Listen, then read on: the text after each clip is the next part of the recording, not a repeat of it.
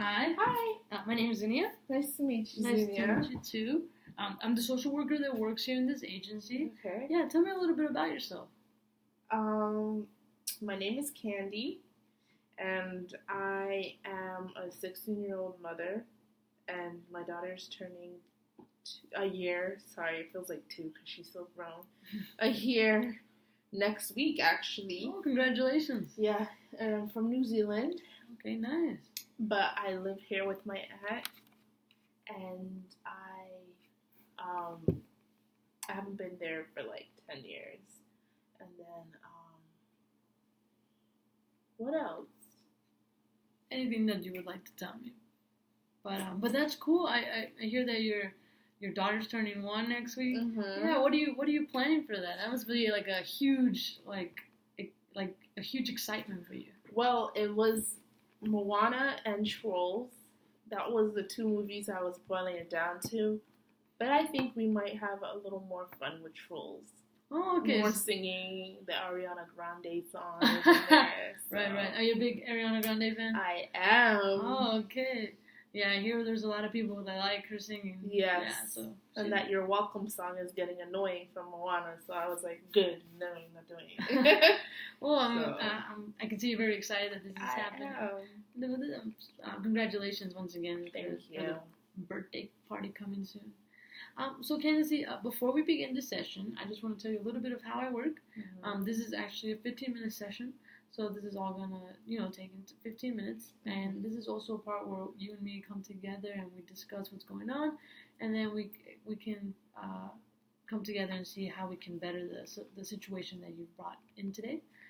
This is also something that is confidential, so this is between you and me. So this means that no one else will hear about it unless I hear that there's a harm to you, others, or a child or an elderly person are involved.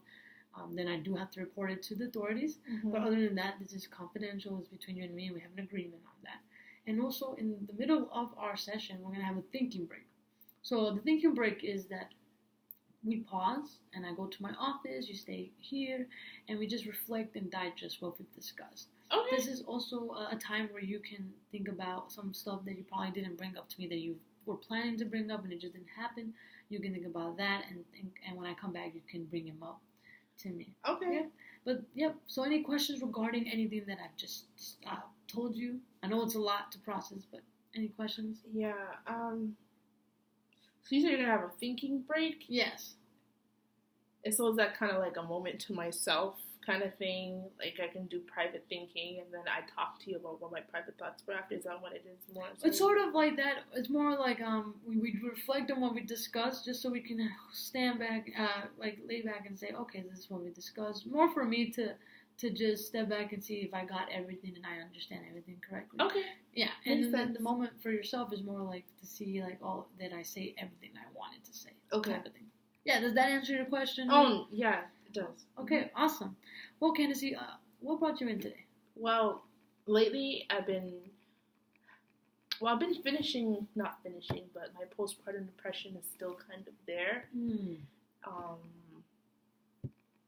It's going. I noticed it's going, but I really, my friend told me I need to talk to somebody. I really need to get back on my feet and try and get back into school. But I need to get into a school where I feel comfortable and feeling good about myself. So what I'm hearing, Candace, correct me if I'm wrong, is that you are still suffering with the postpartum depression. Like it's not going away and it's still there. And you're also just trying to figure out if you want to go back to school and how to do that because you want to go there. You want to go back. Do. And then I also hear that you just want to have more confidence in yourself. I do. Okay. Well, Candace, you said your friend referred you. Yeah, my friend.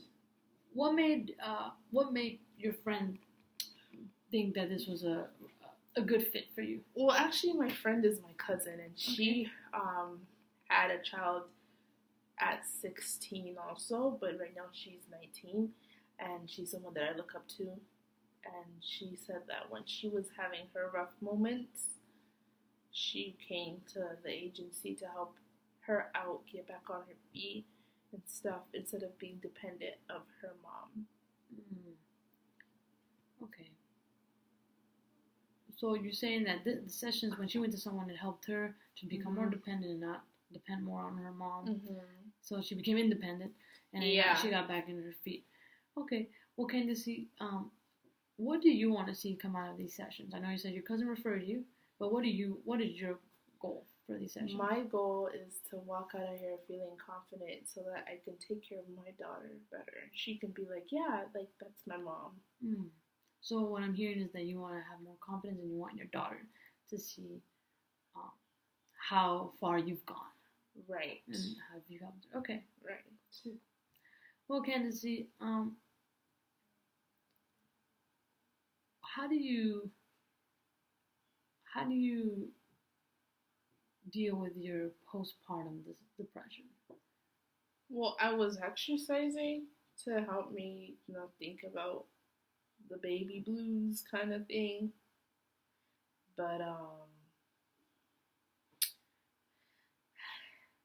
But my postpartum, sometimes like I think less of myself or worthless. So. Do you think the postpartum depression is the reason why you have less confidence in yourself? Yeah. Okay.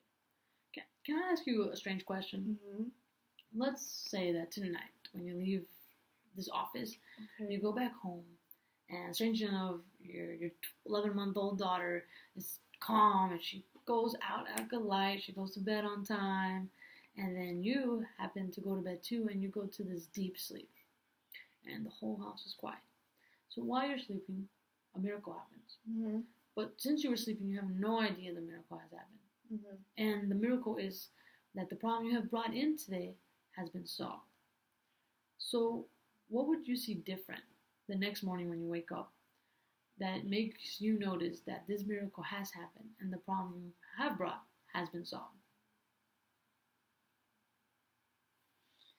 I'll have an income, a good consistent revenue, and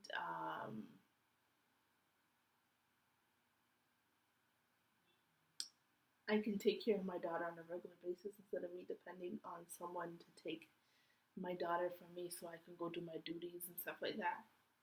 Yeah. Because I love my daughter. I want to be with her all the time. So that would be one thing that I would see different, that she's there. So what I'm hearing, Candace, with your miracle day is that you would have more income. You would also see that you are independent, that you have the means that you need to take care of your daughter. Is that kind of everything that sums up, or did I leave something out? No, I think that makes sense. Yeah, that's everything that I was talking about. Okay, Candace. So you said that you would have you would be more independent and have the means to take care of your daughter. What makes it feel that you are not independent with regards to taking care of your daughter? Well, I have to depend on my aunt for everything. She is like my second mom, but I have to depend on my aunt for everything. I always have to be asking for an allowance, be on welfare. I don't want to be on welfare anymore. And with with regards with the job, with the with the income, what are ways that you think would be beneficial or helpful to get to the better income? Well, I need to get my GED. A lot of jobs ask for high school knowledge. So I haven't finished my high school yet.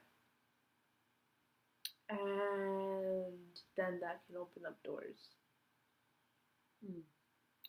With regards of your miracle, Candace, what would your aunt see different?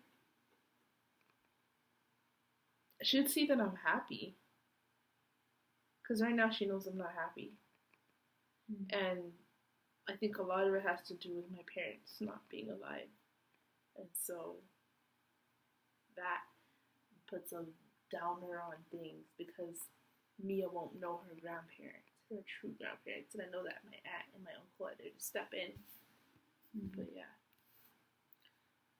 So what I'm hearing is that your aunt would see you more happy, and that you wouldn't let the sadness or the postpartum depression get to you about your parents' loss, or also that you know that your aunt and uncle will be there for Mia, despite that she won't ever be able to meet her parents, your parents.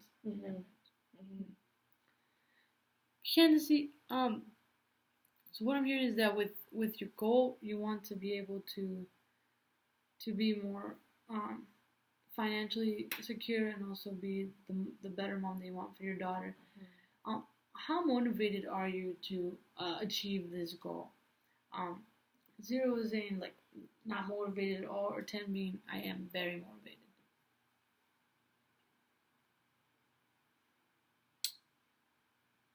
A 7.58. 7.58? What makes you say that you're a 7.5? Well, the reason I'm not fully a 10 is because I have people in my life that downplay me. Does that sound right?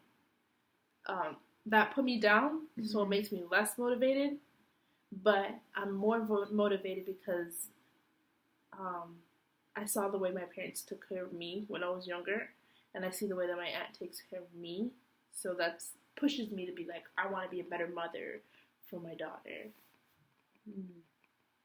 So where do you want to see yourself? You say you're a 7.5, 8. Where do you want to see yourself as a result of the end of these sessions? I want to get to a 10. You want to be a 10? I want to be right there. And what does a 10 look like? A 10 is I'm not worried about what other people think about me, and I'm doing the best I can for my daughter. All right, Candace.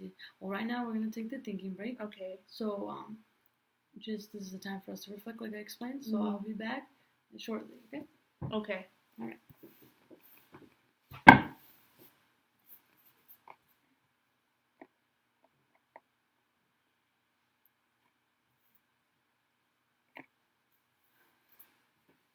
Well, hey, Candace. Hello. So, how was the thinking break for you? It was good. It got me some clarity. Okay, awesome. Well, first of all, I want to compliment you of how I admire that you want to be a great mom for your daughter. Thank you. See that with how your aunt raised you and how you saw your parents raised you. I see that you want to be the best mother you can be for your daughter, and that says a lot about you.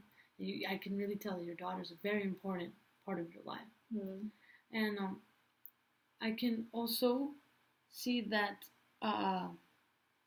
you have this motivation that you wanna do that. So yeah, and Candace, I also see that you want to find a better income to be able to be that mother for your daughter. So during our discussion and all this, you say you wanna get your GED to get that better to get that better that job. So what I would suggest is that you do more research on how you could get that GED, since that's something that really interests you, and that you know that could benefit for the job. So do you feel like that's something realistic that you can do, or do you feel like maybe that's not something you're really looking for? What, to do the GED? I think it's realistic. It's not hard. I was looking at the guidelines for the test. I think it's practical. Okay. Well, that's really good that you've been looking into that, and I just suggest that you look further to get more information, just so, like I said, you can see how that can benefit for the new job. But unfortunately, Candace, this is all the time that we have right now. But what I would like for us to do is, maybe if you would like, set a future session and talk more about it and see how the research went with the GED and how that could help not only help your motivation, but also to see how that's going to help with your daughter as well, because I know you're doing this not just for you, but for her. Would you like to keep meeting up?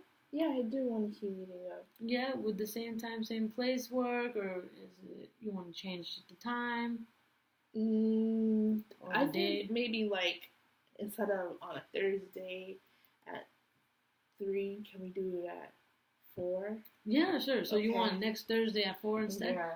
Yeah, my schedule's cleared for that time, so Okay. perfect. All right, awesome, Candace. Well, I'll see you. Thank you so much for coming. Thank you.